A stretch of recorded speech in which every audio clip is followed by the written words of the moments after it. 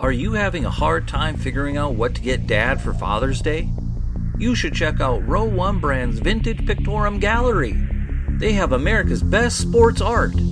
With over 7,200 historic sports prints, you're assured to find something unique for Dad this Father's Day. Instead of a boring old tie, get him a historic baseball photo taken by Henry High Sandom at the historic Polo Grounds Stadium in New York City during the 1894 Temple Cup. Or, if he's an NFL buff, check out the 1963 vintage NFL poster. These are so good looking that you'll be amazed how they turn out. Shop now at sportshistorynetwork.com/row1 and save 15% off your order. 1960. A guy by the name of John F. Kennedy won the election to become the 35th President of the United States, bringing the nation into a very important decade. This was also a monumental decade for the NFL, as the Denver Broncos and the Boston Patriots played the first game for the AFL just 2 months earlier. Many Americans wondered what was in store, having the youngest president ever to be elected to office, and NFL officials wondered what this young American Football League really was going to do here. In this episode, we pick back up with Clayton Trutor's top suggested books about football, and it all begins with a merger. Welcome to the Football History Dude podcast, where each episode is a journey back in time to learn about the rich history of the NFL. Your host is Arnie Chapman. Football is his passion, and he wants you to come along with him to explore the yesteryear of the gridiron. So hop on board his DeLorean and let's get this baby up to 88 miles per hour. This time as we step off our DeLorean, the date is June 20th, 2019, and you're sitting next to me on the mic interviewing Clayton Trutor, who happens to be our guest this week again. Last week, Clayton took us through the history of the NFL by providing many book options from 5 categories. If you have not listened to that episode, I suggest you go ahead and check that one out first. But before we get back into this crazy web of gridiron knowledge nuggets, I want to give you a reminder. Dr. Clayton Truder is a historian and a sports writer. He writes about college football and basketball for SB Nation at Down the Drive and Underdog Dynasty. He holds a PhD in U.S. history from Boston College, and he is the author of a forthcoming book on the history of professional sports in Atlanta. And by golly, he'd love to hear from you over at Twitter. You can hit him up at Clayton Truder. But without further ado, let's finish this thing off right. Sure. And speaking of around that same time frame, and we're talking about the racial overtones and the AFL-NFL battle. The AFL was known to be more welcoming to the African Americans, and the next book that you talk about was competing pro football leagues category, Going Long, the wild 10-year-long saga of the AFL in Words of Those Who Lived by Jeff Miller. Yeah, this is a fantastic book, Going Long. Jeff Miller interviewed over 200 former players in the AFL and put together an oral history which tells the story of the American Football League from its origins in Lamar Hunt sort of coming up to the league on a napkin on a flight to them merging with the NFL to the Jets winning Super Bowl III. It shows you a lot of the just different crazy aspects of this league, which was operating on a shoestring budget, which in many ways innovated the way offense was played with a lot of particularly down the field passing, and just shows how the AFL changed pro football. How much do you think the AFL changed it to the point where if it would have never happened, how far along would we be, you think, with the fantasy football, high-scoring, high-flying offenses, or would we still be stuck back in, at this point in time, the 90s? Well, I think it's almost inevitable that there was a competing league. You go from the NFL, which had, I believe, 12 teams in 1960. There were 35, 40 cities by then that were capable of supporting an NFL team. It's inevitable there was going to be competition, and the AFL really grabbed the brass ring and built a competitive product that was capable of merging with the NFL and succeeding, and eventually over time succeeding the NFL in terms of success. I mean, if you look at the 1970s, the aftermath of the merger, I believe the AFC won 8 of the 10 Super Bowls in the 1970s. I think the Cowboys winning 2 Super Bowls were the only NFC team to win in that era. Yeah, I mean, speaking of that and any other kind of interesting, crazy facts that came out of that book that you just were blown away with? Well, I think in particular it showed the way that Al Davis was an offensive innovator. I mean, he'd worked with the Chargers organization, which helped bring a lot of the down the field passing into the league.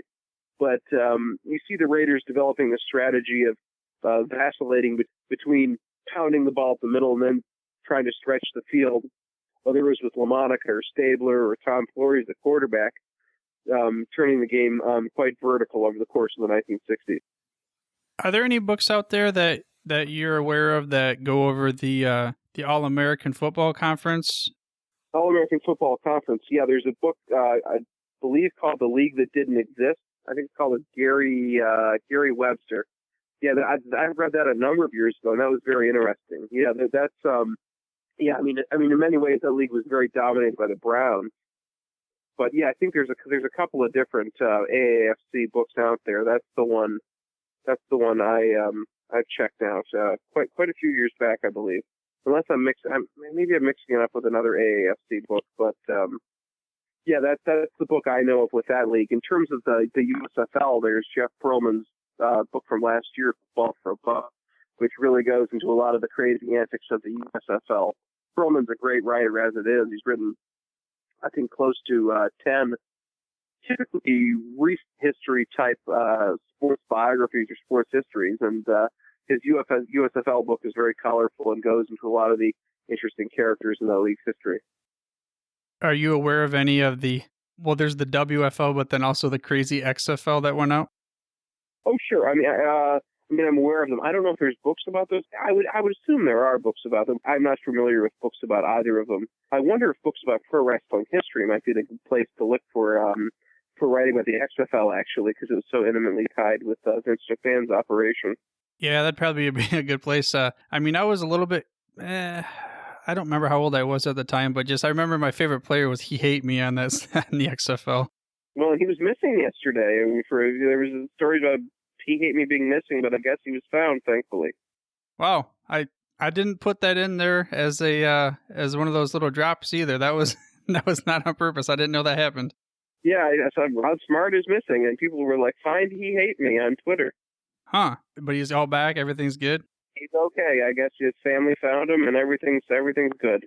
Well, sometimes stories don't seem real, and that's the next category that we transition into. We talk about the fiction category, and the book that you brought up was Semi-Tough by Dan Jenkins. Why did you bring that book up? It's, first of all, it's a hilarious book. It's very taboo in certain respects, some of the things it goes into, but it deals with, in many respects, I guess, the kind of locker room aspect of pro football, the players interacting and dealing with each other as, often as fairly wild young men a lot of the time, and it deals with that aspect of pro football. Jenkins is a guy who covered the game and had seen a lot of guys who'd been pro football players and had some sense of what they were like. So it's a very entertaining, kind of a good beach book if you want to check that out. Jenkins recently died, and he was a fantastic sports writer. He was probably as well known for his writing about golf as anything. In addition to Semi-Tough, Frank Ford's Everybody's All-American, although really a book about college football is another excellent work of fiction on football. I mean, I guess there's a pro football aspect to it too, because the main character plays in the NFL in the book as well. That's a really interesting look, in particular, about what it's like for someone to be a star and then their life after being a pro football star. Pete Kent's North Dallas 40 delves more to almost the expose side of pro football, although it's a work of fiction. So in particular, there's a lot of these books from the 70s and early 80s that were excellent works of fiction on pro football, or the culture of it. Yeah, it makes me wonder, back in the day, if they had radio broadcasts and stories about these, they always called them legends, and you had the Big Blue Ox, and you had Paul Bunyan, but then you have Red Grange and these kinds of things, and Grantland Rice was just he was amazing with the way that he could put pen to paper, and just a different time. I'd like to see him write a whole book. Maybe he has one. I have no idea. I think there's a lot of compilations of his work. Would be is my sense. Yeah, and going back to Grantland Rice, the early days of pro football, that's kind of the next category that we kind of transition into. The book that you mentioned was What a Game They Played by Richard Whittingham. Yeah, that's a really excellent, just as much as anything, a compilation of stories. Whittingham's book is I guess you'd call it an oral history of the early years of pro football in the 20s and 30s. A lot of the guys from that time period, he's talking to Bronco Nagurski and, Crazy Legs Hirsch and all these guys about what it was like when they could fold their helmet up in a bag and what life was like on the road back then. It's a very entertaining, in some ways, like a precursor to Jeff Miller's Going Long. It's I think it was really the first book of its kind that really went around and found these guys when they're still alive in the 70s and early 80s, a lot of them, and had them talk about their experiences. I wish I could go back and talk to some of these guys that played back then and even just be able to watch it live and that kind of thing, which is a question that I ask all of my listeners, my listeners as well, but all of my guests. Might as well tell you now, or if you could take the keys to my DeLorean, you could go back in time to any point in football history. You can't change the outcome. Where would you go to be present? Well, I would love to see the 1940 NFL championship game. The Bears beating the Redskins 73-0. I probably like Washington a little better, but that's kind of irrelevant to why I'd want to see it. I'd be very curious to see George Halas putting the T formation into action for the first time and just seeing how effective it was in that context. So that might be my choice. I'd be very interested in seeing some of the AFL games of the 1960s. I'd love to have seen one of the Steelers-Cowboys Super Bowls. I think those would be the first things that come to mind. Maybe Super Bowl III, of course. I'm a Jets fan, so that certainly plays a prominent role in our team's history. So if you could actually change the outcome of any game in history, which one would it have been? Oh, I wouldn't change the outcome of anything. I'm a little hesitant to mess with the outcome of any games. Yeah, you don't want to flap your wings and then create a tsunami down the road? So yeah, I couldn't think of eloquent words like that to put it, but yeah, I think it's interesting enough as it is without fiddling with it. Yeah, I mean, this is a little bit more controversial, but when I ask this question, sometimes people say, they go back and they take out Hitler when he was a baby, but I said, hey, you never know what else could have happened. It could have turned out worse. We turned out overall at the end better than it could have possibly been. So it's just one of those crazy questions to ask. I mean, it's a history show. I stick to football. Football's complex enough for me. I don't know about the other stuff. Yeah, I just enjoy listening to like what's his name, Dan Carlin, Hardcore History and things like that. But oh yeah. I've heard that a couple times. It's a good show. Yeah, he's one of the guys that really made me want to start a podcast in this style, I guess you could say, podcast, as far as going back and really helping people drop them into a point in time and just say, hey, this is what was going on back then. It's not what you maybe realized it was, and this is what led up to how you are nowadays.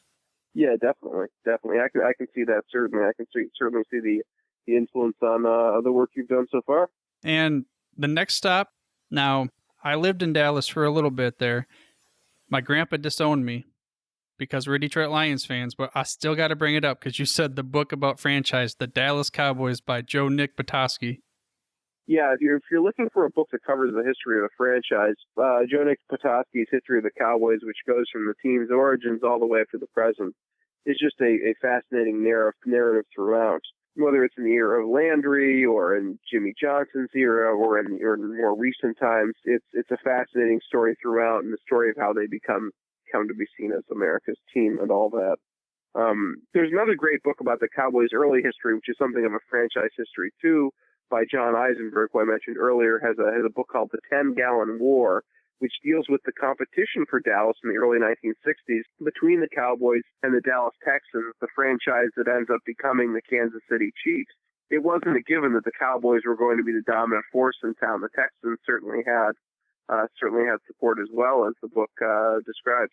Yeah, and didn't at the time when Lamar Hunt was not given the opportunity to have an NFL franchise, he started his own league and all that thing, and then the NFL's like, whoa, we better put someone back in Dallas. Exactly. Yeah, it's a lot of that intrigue is covered in Eisenberg's book. Do you have any other franchise books besides? I'm going to go ahead and say it: The Stinking Cowboys. There's a book, and I'm blanking who the author is. Let me look it up. There's a book about the Oakland Raiders called The Rebels of the Bay Area, which is actually a book about the Oakland Raiders and the Oakland Athletics during the 1970s, which I read a couple years. It came out probably, I would guess it came out maybe 4 or 5 years ago now. So the last stop on our journey here with the DeLorean of all the different books and the crazy stories that we have of the NFL, you said that this category is what you call a page turner. And that book is Gunslinger by Jeff Pearlman. Why'd you pick this book? Yeah, a perfect book for the summer. Good thing to bring to the beach and read. Will move quickly as you're enjoying the sun and everything. Jeff Pearlman's Gunslinger is a biography of Brett Favre, which his pretty wild life from his origins in Mississippi all the way through starting with the Falcons, playing on the Packers, through the rather bizarre latter stages of his career. And Favre is an interesting guy. His family's very interesting too. There's many, many colorful stories in it, which I'm sure readers will enjoy. And I can't think of a better book to. It's just kind of a light thing to check out as you're getting into reading more about pro football.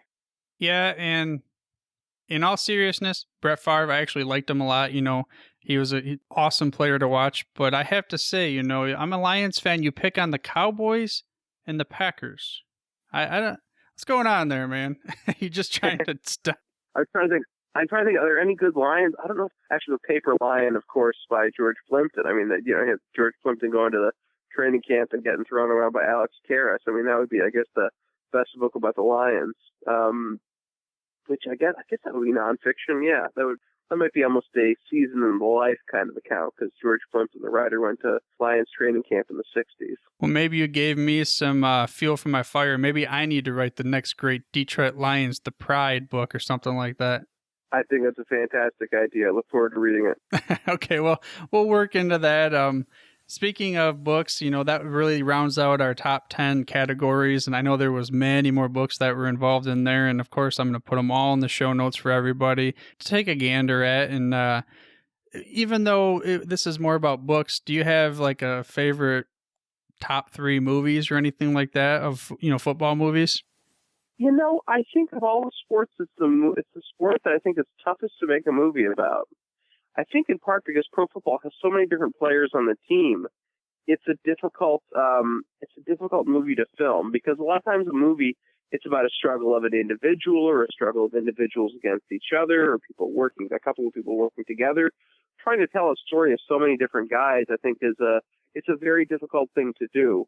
I guess I would fall back on the film of Everybody's All-American. It's from 1988. It's got Dennis Quaid and Jessica Lange. Though not as good as the book, I think it's still an interesting film to check out. I guess number 2, I would probably put the film version of North Dallas 40, which has what's his name? Nick Nolte's in that. That's a pretty interesting movie. And Newt Rockne All-American. I guess my number 3. My number 3 football movie. How about you? What football movies are you big on? Growing up, actually, the majority of the football movies that I watched would have been less based on the majority of facts. You know what? This isn't even a football movie, but it was very fun. It was really a true football movie, but not in the same sense. The Replacements just sticks out. I don't know why. It was with Keanu Reeves, such a funny movie. In a way, it kind of talked about, the strike seasons, but it really had no overtones with the NFL or football really in general. So, but I don't think I've ever seen that. Very funny movie. It came out, I think one reason why I liked it was it came out right around when I was in high school, when I was playing linebacker, and there's this dude on there. His name is Bateman. He is like an Navy SEAL, something like that. And anytime he sees anything, he's just crazy and goes after him. The kicker was some dude from, maybe like England or something. He's like a soccer player, and he's more interested in smoking on the field. It's a very funny movie. I recommend watching it. But it's not like something that is historically, sound or anything like that. I think boxing is the sport that's best for movies. There have been so many great boxing movies, and I think it's because it's, whether it's Rocky, whether it's Requiem for a Heavyweight, whether it's The Fighter, it's the story of the struggle of an individual. It's something that one can do in a couple of hours in film. It's funny, even though the sport of boxing, its popularity has gone down, there are always great boxing movies coming out. Yeah, and I think that's part of because, like you said, you can see a person. Normally it's going to be someone that's going to be down in the dumps, or they're going to be the underdog or whatever it is, but then that they rise to the occasion and they end up winning. So it's just, people want that with their own lives. They can always relate it to whatever they're going through in their own life. Hey, Rocky did this, I can handle it. Or, man, what's that other guy's name? Oh, I can't remember, with Russell Crowe. Oh, Cinderella Man? Yeah, I mean, that kind of thing. Like, people can always relate. And it's like you said, it's an individual I can relate to, as opposed to there's all these people on the team. I can relate kind of to that one. I can relate kind of to this one. And I guess that goes back to another movie I did like was Remember the Titans with Denzel Washington. It really kind of was a good understanding of how teams, there was that segregation, but as a unit, as a team, we come together. No matter what's happening outside the world, football brings us together, and I really like that. I forgot about that one. I'll make that my number 3. That is a good movie. All right, edit the list here. Put it on the board. Speaking of movies and all that kind of thing, and it's cool because this is the 100th season of the NFL coming up. Is that anything of significance with any of your sites, or are you guys going to be promoting it in any way that you'd like fans to come check out? Well, I'd love people to come check me out on Twitter at ClaytonTrutor, at Clayton Trutor. I write for SB Nation at Down the Drive, which covers Cincinnati athletics, downthedrive.com. During football season, I also write for Underdog Dynasty, which covers small conference college football. And on my own Twitter, I write about a broad range of sports. So checking me out on SB Nation or checking me out on Twitter, I'd love to make your acquaintance. And with that being said, are there any other golden knowledge nuggets or piece of information, advice you want to give to the listeners of the show? My advice would be to continue listening to the Football History Dude podcast. It's a great new outlet out here for people interested in the stories of the history of the game. And it's been an honor to be on it. And I'm so glad you exist. Well, I appreciate it, Clayton. I'm glad I exist too.